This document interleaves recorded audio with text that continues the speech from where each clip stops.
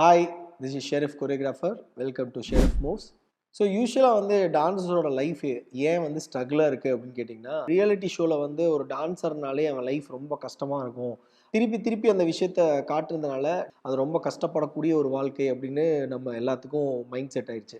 ஆக்சுவலாக அது அப்படி கிடையாது. இண்டஸ்ட்ரியிலேயும் நிறைய different layer of dance industries இருக்குது. ஃபார் எக்ஸாம்பிள், டான்ஸர் வந்து ஒரு ஃப்ரீ டான்ஸராக போய் ஒரு டான்ஸ் ஷோவில் டான்ஸ் ஆடலாம், ஒரு ஆட் ஃபிலிமில் பெர்ஃபார்ம் பண்ணலாம், ஒரு சினிமாவில் டான்ஸ் ஆடலாம், மியூசிக் வீடியோவில் டான்ஸ் ஆடலாம். அடுத்தது வந்து பார்த்தீங்கன்னா ஒரு டீச்சர், டான்ஸ் டீச்சர். இதில் வந்து நிறைய இண்டஸ்ட்ரி இருக்குது. டான்ஸ் டீச்சருங்கிறது வந்து ஒரு டான்ஸ் ஸ்கூலில் டீச் பண்ணலாம், இல்லை ஒரு ஜிம்மில் ஒரு டான்ஸ் இன்ஸ்ட்ரக்டராக இருக்கலாம், ஸ்கூலில் ஒரு டான்ஸ் டீச்சராக இருக்கலாம்.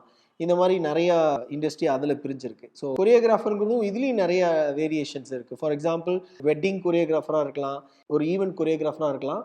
அதை தாண்டி ரியாலிட்டி ஷோவில் வந்து நீங்கள் ஒரு கொரியோகிராஃபராக பார்ட்டிசிபேட் பண்ணலாம். யூ கேன் ட்ரெயின் ஆர்டிஸ்ட் அந்த மாதிரி, இல்லை ஒரு ஸ்டார் நைட் ஈவெண்ட்ஸ் பண்ணலாம். இந்த மாதிரி நிறைய கொரியோகிராஃபர்ஸ்லேயே அதுலேயும் நிறைய வேரியேஷன்ஸ் இருக்குது. நிறைய ஜாப் ஆப்பர்ச்சுனிட்டிஸ் அதில் டிஃப்ரெண்ட்டாக இருக்குது.